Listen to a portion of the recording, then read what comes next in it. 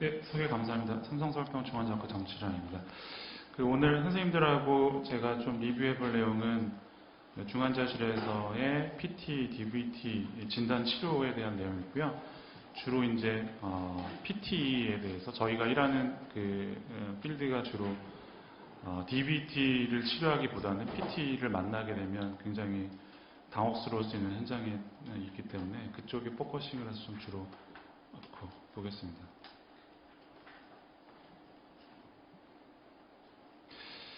이제 저희가 이제 응급실이나 중환자실에서 근무를 할 때 이제 문제가 요즘 많이 불거지고 있죠. 근데 주로 이제 아시다시피 한국의료 분쟁 조정 중재원이라는 데를 이제 거쳐서 법적 절차가 이루어지게 되어 있는데 PT가 굉장히 많은 사고 건수가 접수가 되는 것 같습니다. 최근에도 보면은 주로 이제 무릎 수술을 하고 난 뒤에 사망하는 건수에 대해서 감정 사례와 예방 팁이라는 것으로 이제 나온 것을 제가 찾으면서 확인을 하게 되었고요. 조금 더 저희가 집중하고 봐야 될 진단을 했을 때는 늦을 수도 늦게 진단하면 샥이었을 때는 늦을 수도 있기 때문에 이 예방 팁은 무엇인지 마지막에 보여드리도록 하겠습니다. 이런 것도 있어요. 미국이나 이런 국가에서는 지금 스롬보시스 이벤트가 우리나라보다 굉장히 높은 비율로 있다고 알려져 있죠. 그래서 최근에 10월 13일 날 세계 스롬보시스 데이였습니다.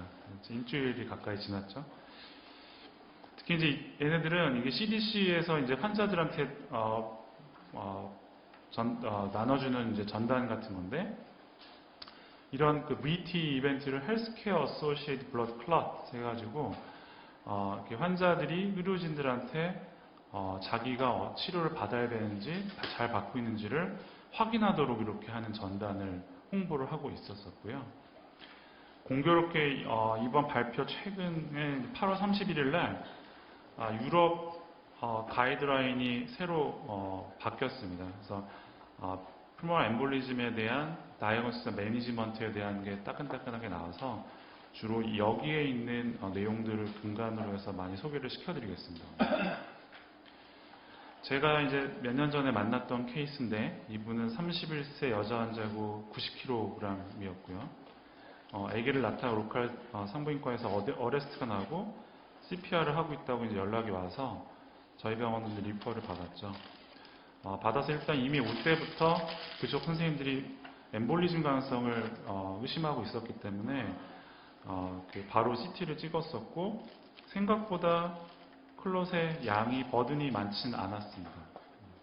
근데 이제 문제는 에코를 찍었더니 여러분 더 잘 아시겠지만 이 RV 페일러의 소견이 보였었고 그래서 이제 그날 저녁에 스롬볼라이시스를 시행을 했어요. 환자는 시색을 한 뒤의 상태였고 그러고 나서 이제 밤 사이에 한 256파인트의 피를 주면서 시색한 데에서는 계속 피가 쏟아져 내려서 결국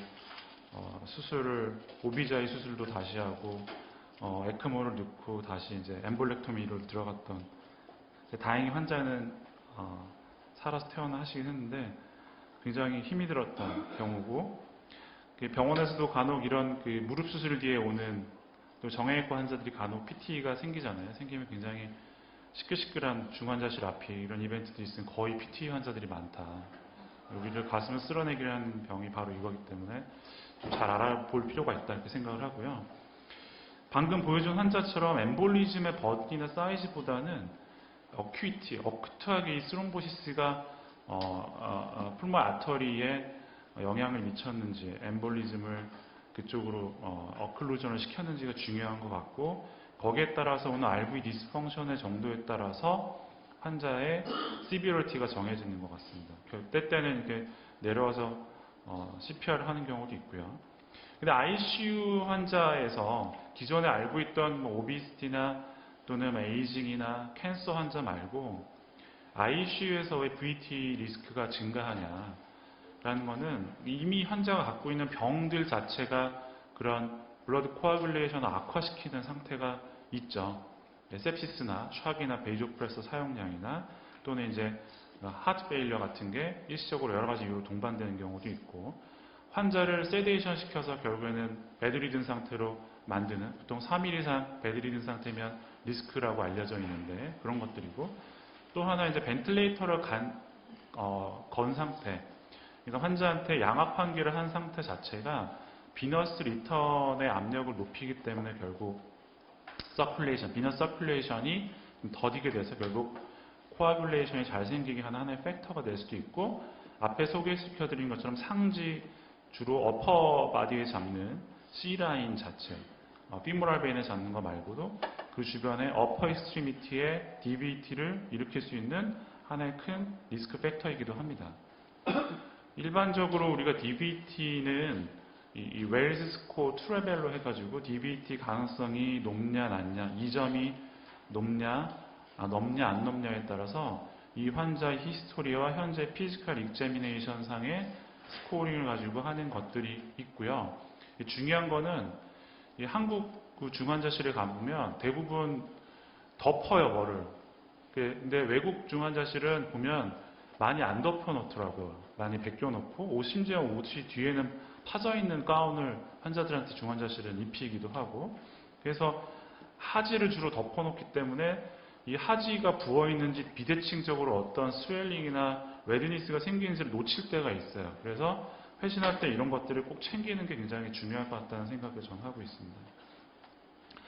초음파를 볼 때 그 하지를 전부 다 스크리닝을 하지 못하지만 적어도 피모랄 베인 정도는 한 번씩은 의심이 되는 경우에는 확인해 볼 수 있고, 아시다시피 컴프레션 하면 금방 확인할 수 있는데, 전공의들하고 얘기할 때 그 VT 이벤트가 의심되냐 아니냐를 가지고 항상 얘기하면 먼저 저한테 노티할 때 D다이머가 높습니다 이렇게 얘기를 하는데, 아시다시피 D다이머는 네거티브 밸류가 중요한 거지. 이런 어큐트한 상황에서는 D다이머가 높은 거는 여러 가지 컨디션에서 상황들이 높아질 수 있는 ER이나 ICU에서는, 또는 병실 입원의 환자는 그렇기 때문에 D다이머는 빼고 얘기하는 게 맞다. 어큐 세팅에서는.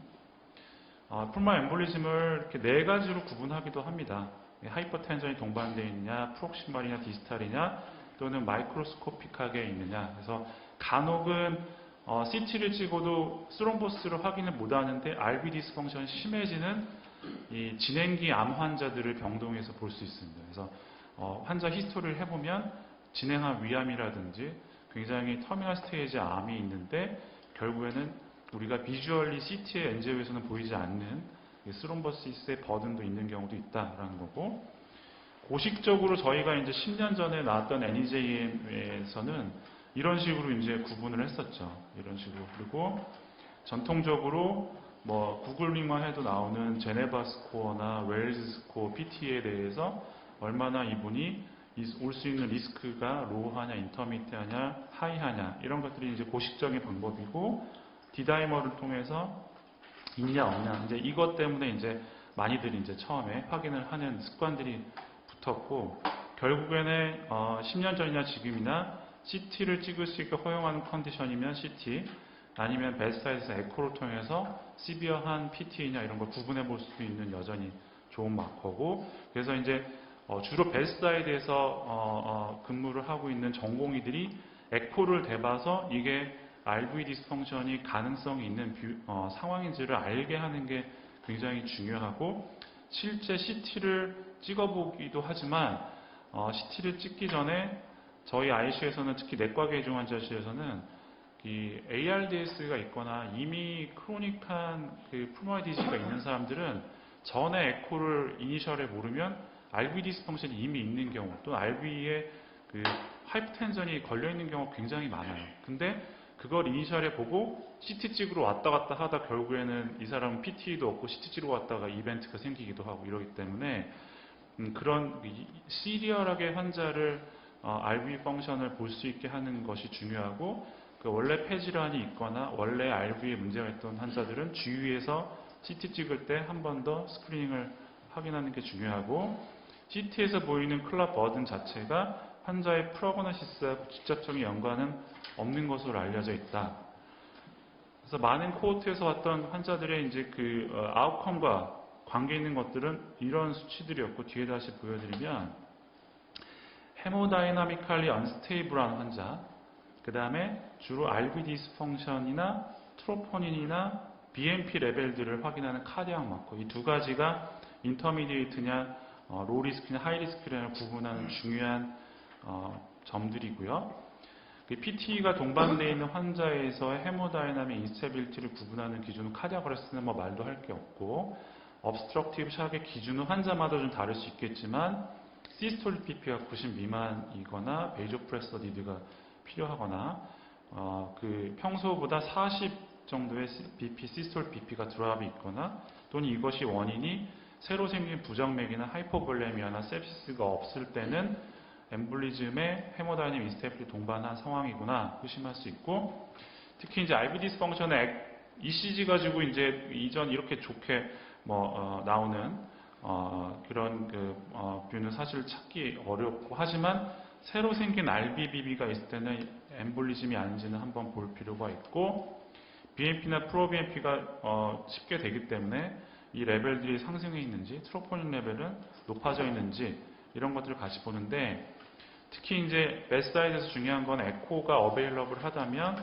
에코를 통해서 여기 있는 모든 뷰를 환자 상태가 허용하지 못하지만 환자 상태가 허용하고 내가 테크니컬리하게 가능한 것 중에 무엇이 걸리는지를 보는 게 좋을 것 같고, 베드사이드에서 제일 비주얼리하게 RV 디멘전하고 그 다음 TR 벨로시티라든지 또는 이제 M모드 탭시라든지 S프라임 같은 것들은 전공의들도 몇 번 시켜보면 그래도 따라하는 곧잘 하는 것 같아요. 그래서 이런 교육들이 같이 필요할 것 같고, 그래서 RV 디스펑션이 있는지 없는지를 초기에 잘 모니터링 해주는 게 중요하고, CT를 찍었는데 RV, LV 레이쇼가 0.9를 넘는다면 뭔가 이게 지금 RV 디스펑션을 동반했을 수 있겠구나, 전에 없던 거라면. 그러니까 환자의 시비어리티를 구분하는 게 최근에 이제 가이드라인에서는 이제 지금 보여드리는 것들로 주로 구분을 하는데, 이 풀마 엠볼리즘 시비어리티 인덱스를 심플리파이한 6개의 스코링이 있습니다. 그래서 나이가 80세를 넘었는지, 캔서 히스토리가 있는지, 하트페일러나 만성 폐질환이 있는지, 펄스 레이트가 110회 또는 시스톨 BP가 100 미만, 세츄레이션이 90 루메어에서 미만인 경우 중에 하나라도 이상 포함되면 그 환자는 일단 리스크 팩터로 잡습니다.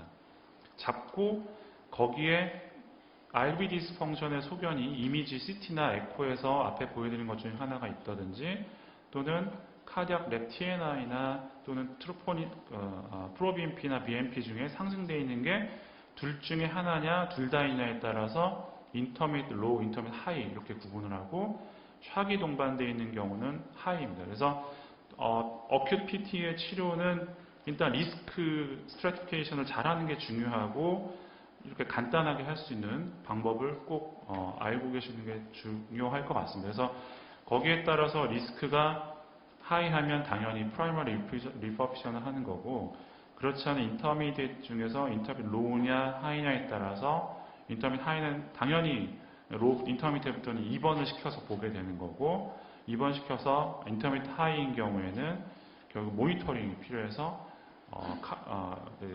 ICU 또는 모니터링이 가능한 병실에서 보는 게 맞겠다라고 권고하고 있습니다. 하이리스크 환자는 초기에 헤파린 로딩을 당연히 해주고, 이제 스롬볼라이시스를 바로 쓸 환자인데 헤파리나이제이션을 하냐라는 거는 이제 가이드라인마다 조금 다르긴 한 것 같습니다. 다르긴 하지만 주로 임상에서는 헤파린 먼저 쓰게 되는 경우가 많죠. 특히 헤파린은 금방금방 올라올 수도 있고, 갑자기 RTPA나 TPA를 처방을 내면 약국에서 올라온 시간도 걸리기 때문에, 또는 임상적으로 의심되는데 CT를 찍기 전까지는 TPA를 쓸 수 없으니까 헤파린을 걸고 내려가는 게 맞고요. 그래서 주로 헤파린 임상에서는 스타트를 한 상태에서 환자를 보게 되는 게 실질적인 것 같고, 거기에서 이제 RV 스트레인이 걸리는지 에코로도 보고, 그 다음에 중요한 게 플루이드는 일반 septic 샥이나 여타의 메조다일레이션 샥처럼 많이 들이부으면 이거 자체가 환자한테 안 좋은 영향을 줄 RV 페일러이기 때문에 주의가 필요하겠다. 이게 좀 중요한 포인트인 것 같고, 이게 도부타민이나 노에피네프린 같은 약을 줄 수 있고, 필요하면 인공호흡기까지 할 수 있습니다. 그래서 이 환자가 스테빌라이즈 되면 다행이지만, 그렇지 않은 경우에는 서둘러서 메카니컬 서포트를 한 상태에서 치료를 하는 것을 고민을 하는 게 맞겠다.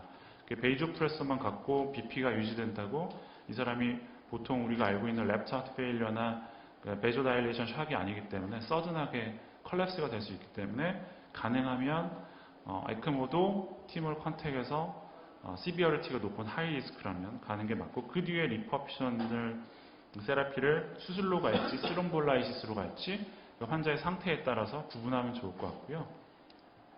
당연히 하이리스크 환자는 스롬볼라이틱 세라피를 하고, 이게 이제 컨트라인디케이션인 경우 최근에 출혈의 경향이 있다거나 환자의 브레인 스트로크 이벤트가 최근에 있다거나 수술에 여러 가지 있는 경우에는 결국 다른 방법을 찾아봐야 될 것 같습니다. 기존에 스롬볼라이시스를 하냐 마냐는 당연히 하이리스크 페이션트 하는 것이 우세하고, 이게 이제 저희가 저희 병원에서 최근에 이제 히라 데이터로 우리나라의 상황은 어떤지를 좀 중환자실 환자들한테 여러 가지를 보고 있는데, 사실 보면은 우리나라에서는 엠볼렉토미를 하는 환자들의 아웃컴이 조금 더 나은 것처럼 보이는데, 이걸 지금 어떻게 해석을 할지 지금 디스커션을 하고 있습니다. 좀 아이디어를 얻어야 될 것 같고요. 근데 여러 나라의 다른 나라에서 한 연구 중에 하나도 에크모를 한 환자가 별로 안 좋았는데, 에크모를 하고 나서 엠볼렉토미를 전후 에크모 도움을 받았던 환자들은 서바이벌이 굉장히 좋은 것으로 보고를 하고 있어서, 뭔가 리퍼피션 세라피를 하기 전후 단계에서의 메카니컬 서포트 도움을 주는 것은 나쁘지 않은 것 같다라는 게 에비던스고요. 인터미디에이트 투 로우 리스크 환자들한테 루틴리하게 트롬볼라이시스를 하진 않고, 하지만 이 환자가 악화된다면 당연히 리퍼피션 레스큐 세라피를 해야 되는 거고, 그래서 최근에 NEJM에는 인터미디에이트 리스크 환자들, 샥이 없는 RV 디스펑션이나 카디악 마커가 높아져 있는 이 PT 환자들한테 테넥테플레이즈를 스롬볼라이시스를 해본 연구가 있었는데, 했더니 모탈리티는 이렇게 2.6% 대 5.6% 정도로 좀 나은 걸로 보이지만, 문제는 헤모리직 스트로크가 좀 더 한 명 대 10명으로 많았기 때문에 이거 치료로 가져가야 되냐라는 이제 문제가 있고요. 그 뒤에 생기는 여러 가지 크로닉한 C탭의 컴플리케이션도 별 차이가 없기 때문에 인터미디에이트 리스크 자체만 가지고 스롬볼라이시스를 시작하는 것은 아직은 좀 근거가 부족하지 않냐라는 거고요. 그래서 캐세터 베이스드, 그러니까 인터벤션 룸에서 카디올로지스트들이 하는 인터벤션 자체가 이런 환자들한테, 인터미디에이트 리스크 환자들한테 어떻게 했느냐라는 이제 의문이 제기가 되죠. 근데 이제 문제는 여기서 사용하는 모든 장비들이 우리 카디올로지스트 선생님들한테 물어보니까 들어오는 게 하나도 없다고 하더라고요. 없어서 아직은 할 수 없는데, 이제 저희 팀 양정훈 교수가 어쩔 수 없이 환자들한테 이런 리스크가 있어서 캐세터로 엠볼렉토미를 해보는 환자들은 이런 식으로 이제 본인이 보통 엔지오나 코로나리 엔지오나 또는 이제 우리 캣방에서 압력 잴 때 하는 이런 기구들을 이제 조합을 해가지고 이렇게 돌려가면서 긁어서 부스럼을 만들고 석션을 해줘서 이런 식으로 이제 빼내는, 이런 이제 고식적인 방법의 테크닉을 해볼 수는 있지만 아직 제한적인 것 같다, 한국에서는. 이런 내용이고, 최근에 연구가 많이 이루어지는 것 중에 하나는 카세터를 이용한 스롬볼라이시스 방법 중에는 파르코 메카니컬 스롬볼라이시스라고 해서 이제 에코스라는 이런 장비가 있나 봐요. 그래서 이 쉬스를 안에 넣어놓고 DVT나 이런 장소 안에 베인 안에 넣어놓고 안에 캐스터가 들어가서 여기서 TPA, 소량의 TPA와 그 다음에 초음파를 통해서 메카니컬 파마코 스롬볼라이시스를 하는 거죠. 이런 시도를 했던 연구들이 이미 많이 발표가 됐었고, 단 이제 안티코아귤레이션 언론 그룹과 안티코아귤레이션과 이걸 같이 한 그룹에서 별로 이렇게 좋은 성적을 보이지는 않았고, 오히려 메이저 블리딩이 좀 약간 증가하는 양상을 보여서 아직은 좀 더 많은 이제 클리니컬 어떤 환자들한테 적용하는 게 좋을지를 찾고 있는 단계인 것 같습니다. 또 하나 재미있는 거는 미국에 워낙 이제 엠볼리즘이 많아서 그런지 하버드 대학병원 보스턴 지역을 중심으로 우리 최근에 이제 레피드 리스판스 팀이 한국에 이제 보험 인정이 돼서 팀들이 막 활성화되고 있는데 풀모널 엠볼리즘 리스판스 팀이라는 거를 이제 만드는 병원들이 있어서 거기에 이제 컨소시엄을 만들어서 이 병원 내 환자들 중에 인터미디트 리스크 또 하이 리스크가 생기면 이 팀을 액티베이션 하는 거, 액티베이션 해서 숙련된 팀이 치료의 가이드라인에 맞게 지연되지 않게 치료하는 것 자체가 좋은 아웃컴을 보여준다라는 것들이 있고, 결국 이 팀에는 뭐 응급의학과 뿐만 아니고 여러 가지 관련 종사자들이 콜라보레이션해서 결국에는 최근 가이드라인에서도 2A로 올라올 정도로 이런 풀모널 엠볼리즘에 액티베이션 될 수 있는 전문가들이 병원 내에 팀을 구성하고 있는 게 큰 도움이 될 수 있겠다라고 하고 있습니다. 근데 저희가 주로 이제 맞닥뜨리는 하이리스크 엠볼리즘 환자는 초기 처치를 좀 더 디테일하게 어떻게 하면 좋겠느냐라는 게 이제 궁금하신데, 지금 여기서 이제 NAS of Intensive Care에서 나온 게 좀 저는 납득이 잘 되는데, 일단은 양압 한기를 최대한 피할 수 있으면 초기에는 피하는 게 도움이 될 것 같다. 왜 안 그래도 풀모널 하이텐전이 obstructive shock의 피지올로지를 가진 환자한테 양압으로 더 많은 양압을 소라식 캐비티에 주는 것 자체가 오히려 악화를 시킬 수는 있자고, 만약에 걸었다면 높은 핍은 조금 환자가 스테이블해질 때까지는 자제하는 게 나을 수 있겠다라는 거고, 그 다음에 레스큐 세라피로 NO가 옆에 있으면 NO를 잠깐 도움을 빌려본다든지, 에크모가 가능한 팀이 있으면 에크모를 든다든지, 그 밖에 이노 다이레이터 같은 약들도 도움을 줄 수 있고, 헤모다이나믹의 서포트를 위해서 일시적으로 플루이드는 적어도 500 미만 정도만 줬으면 좋겠다. 그래서 빨리 노에피네프린 베이스로 BP가 낮은 샥에 동반된 PT 환자들은 노에피네프린 베이스로 빨리 넘어가는 게 좋겠다. 다른 샥보다. 이런 치료의 개념은 저도 상당히 동의가 됩니다. 그래서 그러면 PT가 동반된 일반적인 그 환자들에 있어서 치료 방법은 굉장히 다양합니다. 다양한데 우리나라도 지금 노악제제가 지금 보험이 되는 걸로 알고 있어서 노악제제를 초기부터 쓰는 게 가능한데, 문제는 아시다시피 이제 우리는 노악 쓰는 환자 트라우마가 온다거나 블리딩이 있으면 그거 처치하기가 곤란하니까 응급실이나 중환자에 있는 의사들은 저 같은 경우 별로 좋아하지 않아요. 좋아하지 않고, 특히 이것 때문에 그런데요. 리날 페일리어 있거나 리버 페일리어 있거나 여러 가지 컨디션의 환자들은 아직도 unfractionated 헤파린을 권고하고 있습니다. 네, 여러 가지 상황에서 우리가 블리딩 있거나 했을 때도 안티도트도 있고 도스를 모니터링 하는 것도 간편하기 때문에 우리가 눈으로 모니터링 하고 있는 걸 좀 마음이 편하잖아요. 그래서 그런 것들이 굉장히 저는 그래서 헤파린을 먼저 쓰는 걸 일단은 좋아하고요. 간혹 IVC 필터를 어쩔 수 없이 넣어야 되는 경우가 있죠. 특히 이제 블리딩이 현재 같이 있는 환자들이 있기 때문에, 그럴 때는 어떻게 권고하고 있느냐, 일반적으로 그냥 IVC 필터를 다 넣는 것은 권고하지 않습니다. 그러면 특히 급성 치료로 대변에는 트라우마가 시비리티 높은 환자들은 결국에는 이모빌라이제이션을 오랫동안 해야 되고, 그렇기 때문에 초기 3일 내에 프로필락틱 안티코아굴레이션 못하는 환자들은 어떻게 하냐. 그래서 이 연구가 이제 최근에 있었는데 IVC 필터를 넣고 말고 네거티브입니다.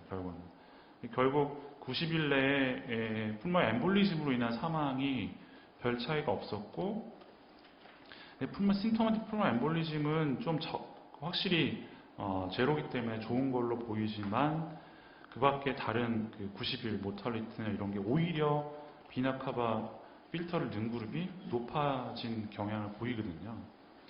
그래서 최근에 이제 그 정리한 걸 보면, 이건 전체적인 이제 IVC 필터를 넣은 DVT 환자들에 대한 시스테마틱 리뷰인데, 당연히 그 뒤에 풀모널 엠볼리즘은 주는데 그 필터를 넣은 아랫부분에 하지의 DVT가 넣는 걸로 되어 있습니다. 그래서 그냥 일반적인 경우에 IVC 필터를 넣을 때는 굉장히 좀 신중하게 넣는 게 맞겠다. 그리고 넣을 때는 요즘 대부분 그렇게 넣으시겠지만 인터벤션 룸에서 제거가 가능한 필터를 넣는 게 환자가 좋아지면 뺄 수 있도록 하는 게 맞겠다라는 게 내용이고, 저희 병원에서 아직도 이거를 이제 고시적으로 몇 년 전부터 쓰고 있는데, 지금 이제 submassive, massive 텀보다 아까 말씀드린 low to intermediate, high risk 그룹으로 구분해서 정리를 하고 있고요. massive 그룹은 샥이 동반되어 있는 경우인데, 저희는 경험상 massive 또는 cardiopulmonary arrest가 나는 환자들은 엠볼렉토미 플러스 마이너스 에크모를 주로 선호하고 있습니다. 이게 좀 깔끔한 것 같아서 이렇게 하고 있고, 저의 정리는 이걸로 하려고 합니다. 앞에 어떤 무릎 수술 뒤에 PT가 어떤 환자의 의료 본정 조정 중재원에서 의료진들을 위한 예방 팁은 뭐냐면, 환자 사망으로 자동 게시된 사건인데 우리나라도 폐색전증의 발생 연령이 점차 낮아지고 있는 추세이고 발생 예방에 주의를 기울여야 한다. 발생 가능성이 적은 환자에서도 예방을 위한 조치가 필요하고 진료 기록으로 남겨놔야 법적 보호를 받을 수 있다.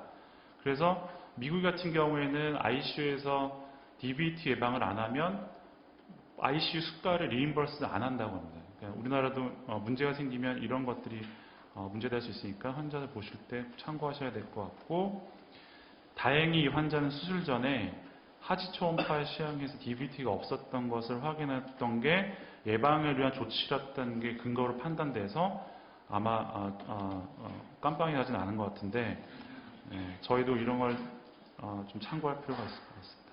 이상입니다. 감사합니다.